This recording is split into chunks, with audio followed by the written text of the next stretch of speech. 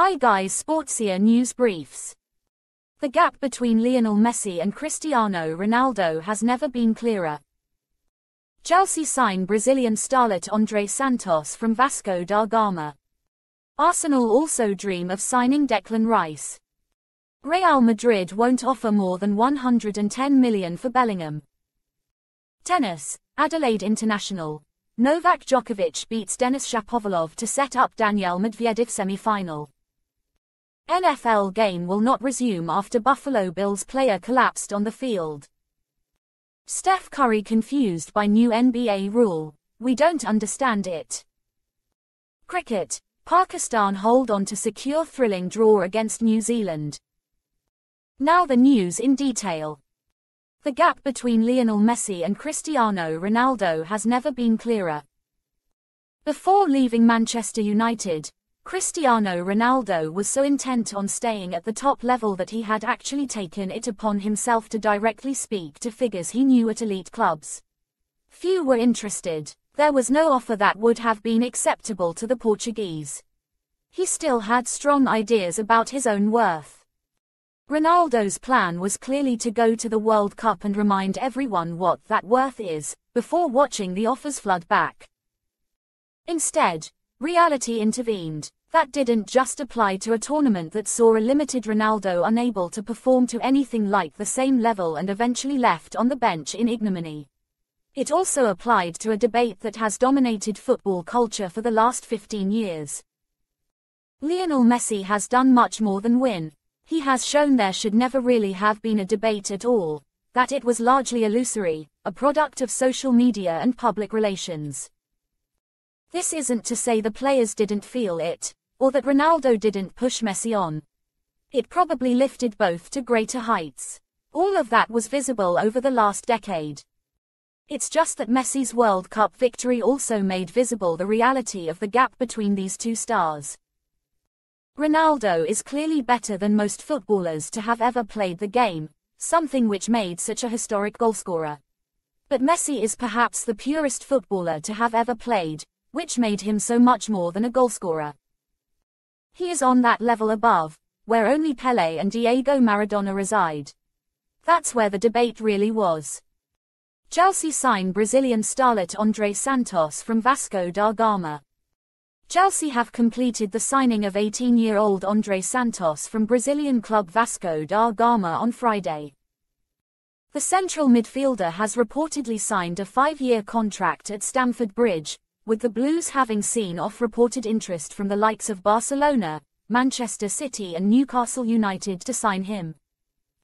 Arsenal also dream of signing Declan Rice.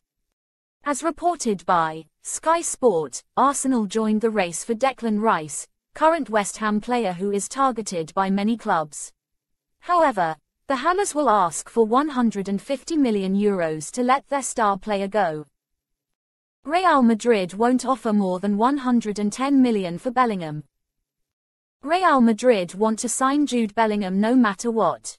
They hope to do it as soon as possible and without entering into bids. According to Marca, the Merengues are clear that it will not spend more than €110 million. Tennis Adelaide International. Novak Djokovic beats Denis Shapovalov to set up Daniil Medvedev semi-final.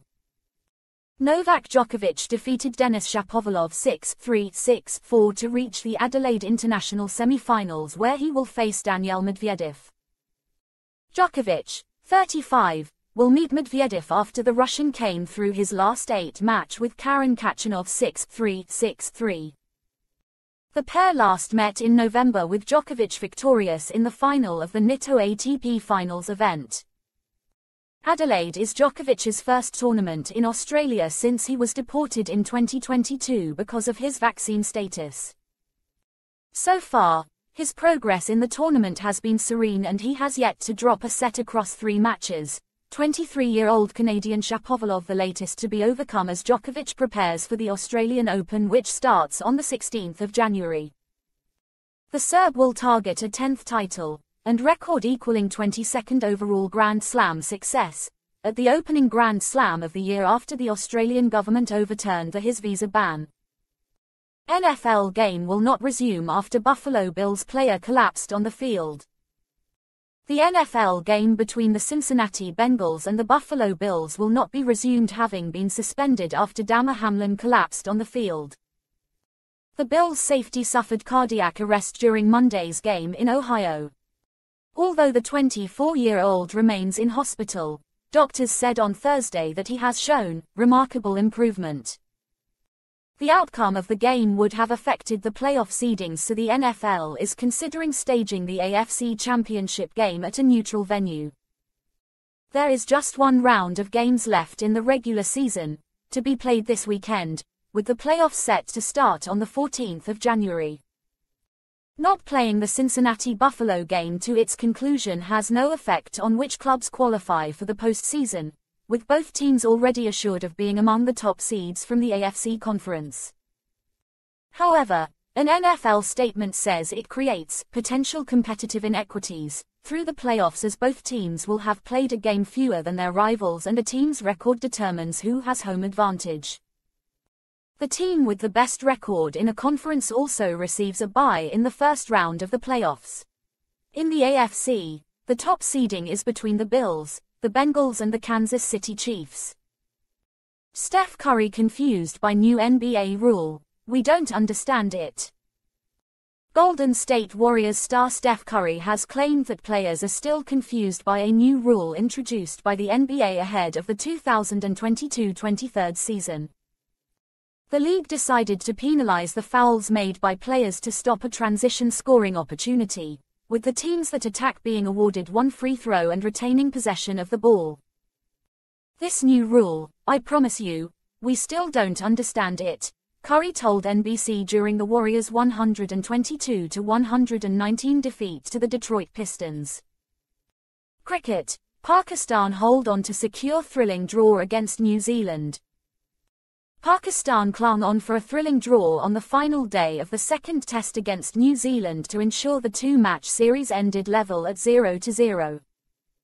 All four results were possible going into the final hour, but a flurry of wickets saw the Black Caps push for the win amid increasing gloom in Karachi. They only needed one more wicket when bad light stopped play, with Pakistan 304-9, 15 runs short of their target. The first test, also in Karachi, ended as a draw last month. Sarfaraz Ahmed was the pick of the batters with a battling 118, while Michael Bracewell took 4-75 with the ball for New Zealand. The hosts began the day on 0-2, needing 319 runs to secure the win, but slipped to 80-5 before lunch. A 123-run partnership between Saad Shakil and Sarfaraz raised hopes of a dramatic win, with a further 140 runs required going into the evening session. Shakil eventually fell for 32, but Sarfaraz went on to complete his fourth Test century from 135 deliveries, before a sprightly 30 from 40 balls from Aga Salman accelerated the scoring and brought the victory target within sight. However, Aga, Sarfaraz and Hassan Ali fell in quick succession, prompting last batters Naseem Shah and Abrar Ahmed to change approach and attempt to bat out the match. New Zealand fielders surrounded the bat and failed with 2 DRS reviews amid increasing tension, before the umpires took the players off with 3 scheduled overs still to play. For more sports updates, please keep watching our YouTube channel Sportsia or visit our Twitter handle.